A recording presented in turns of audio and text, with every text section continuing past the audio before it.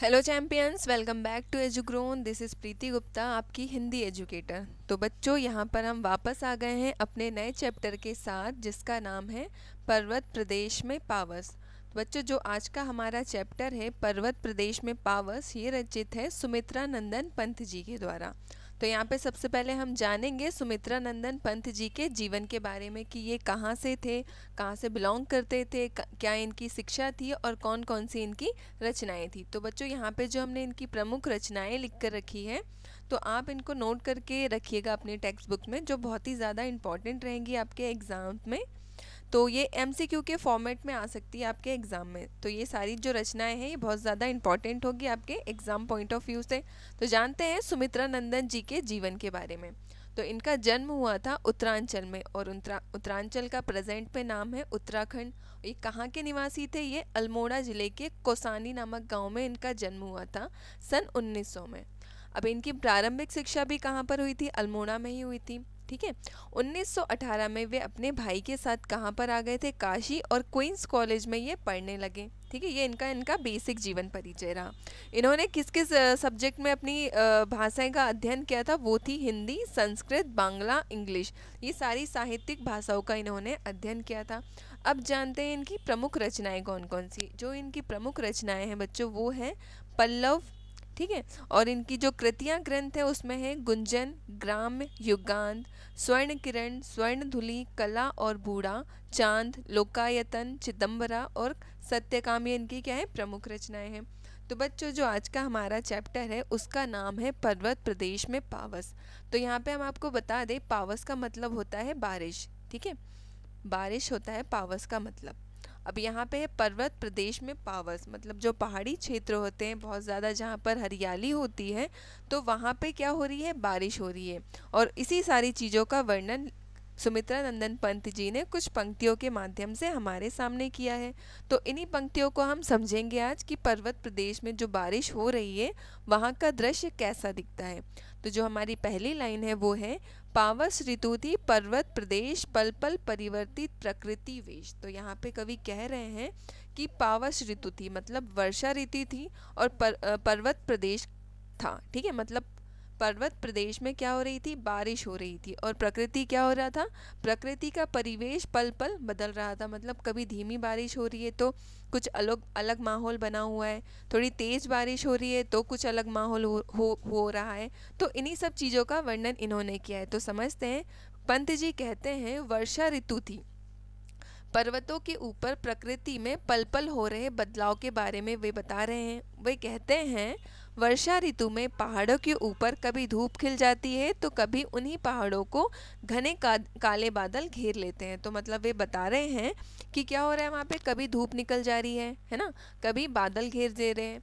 तो मतलब जब बादल आते हैं तो पर्वत क्या होता है? छुप जाता है।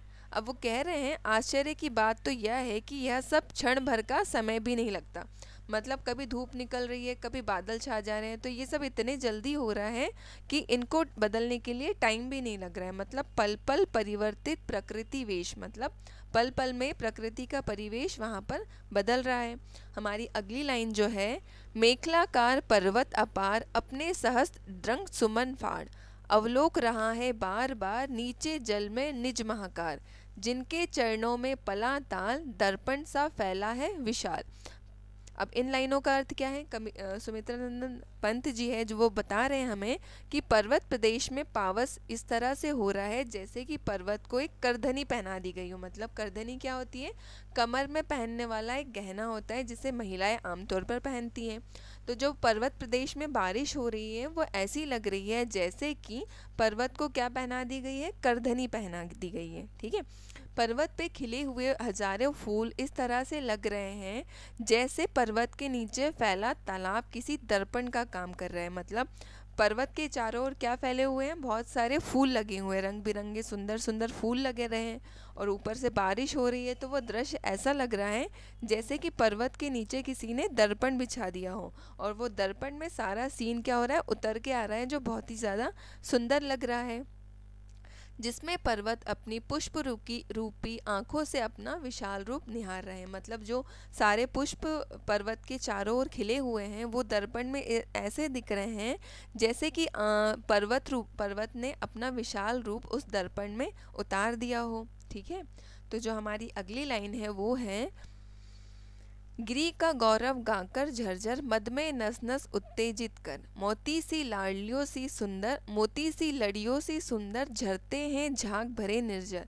तो यहाँ पे क्या है, यहाँ पे कवि ने पर्वत प्रदेश में झरने किस तरह से झड़ रहे हैं बारिश के टाइम पे उसका वर्णन किया है। तो पंत जी कहते हैं, पर्वत प्रदेश में पावस का जो मौसम बना हुआ है वहाँ पर जो झरने हैं और जो झरने की सुंदरता इस तरह से लग रही है जैसे कि वहाँ से झरनों से पानी की बजाय क्या झड़ रहा है, मोतियों की लड़ियाँ झड़ रही हैं। तो कवि कहते हैं, झरना उसमें उठने वाले झाग के कारण मोतियों की लड़ियों की भांति लग रहा है। मतलब बारिश हो रही है तो झरने का पानी ऐसा लग रहा है कि उसमें से क्या झड़ रही है, मोतियाँ झड़ रही हैं। ठीक है, उसके गिरने से पैदा होने वाली जो गूंज है कलकल की, मतलब पानी नीचे गिरता है तो कलकल की ध्वनि निकलती है पानी से, और वो जो कलकल की ध्वनि है वो ऐसी लग रही है जैसे झरना प्रदेश का गुणगान कर रहा है। मतलब झरना क्या कर रहा है, पर्वत का गीत सुना रहा है हमको। जो झरने का पानी जो बह रहा है कलकल करते हुए, वो ऐसा लग रहा है जैसे कि वो अपने पर्वत की कहानी या पर्वत का गीत हमको गाकर सुना रहा है।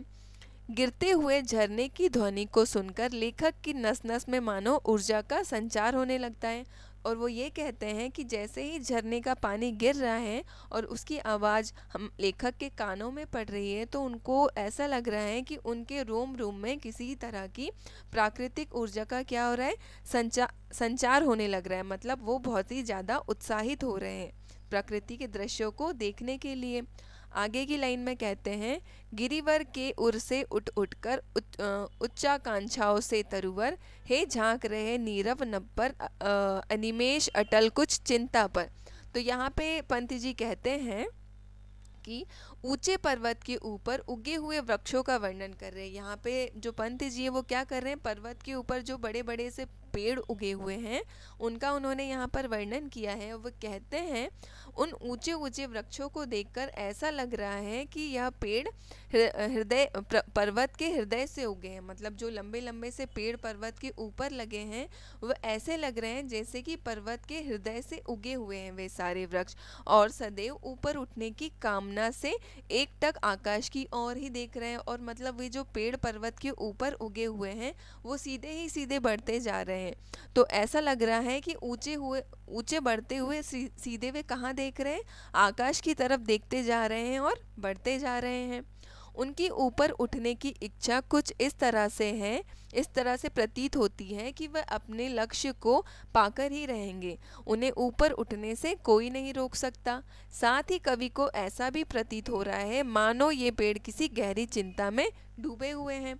अब लेखक ने क्या किया, पर्वत के ऊपर जो लंबे लंबे पेड़ लगे हुए हैं उनकी कल्पना कर रहे हैं वो अपने मन में कि वृक्ष क्या कह रहे हैं। तो जो ऊपर बढ़ते जा रहे हैं तो उनको ऐसा लग रहा है कि जैसे वृक्षों ने एक लक्ष्य बनाकर रखा है कि हमें आकाश तक पहुंचना ही है और उन्हें अपने लक्ष्य को पाने से कोई भी नहीं रोक सकता। ऐसा लेखक को प्रतीत हो रहा है ये सारी चीज़ें देखकर, है ना।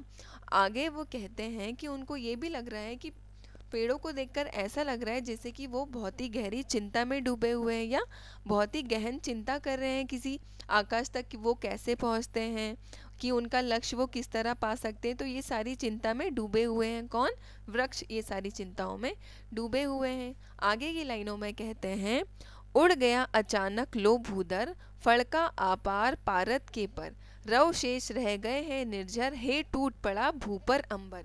अब यहाँ पे कवि कहते हैं, अचानक बदलते इस मौसम में जब आकाश में बादल छा जाते हैं तो पर्वत भी ढक जाते हैं। मतलब वे कहते हैं कि प्रकृति का परिवेश कैसा है, पल पल बदलता है। कभी एकदम से धूप आ जाती है, कभी एकदम से बादल छा जाते हैं, और जब एकदम से बादल छा जाते हैं तो बारिश बहुत तेज होने लगती है, और बहुत तेज बारिश के कारण क्या होते हैं, पर्वत भी वहाँ पर छुप जाते हैं।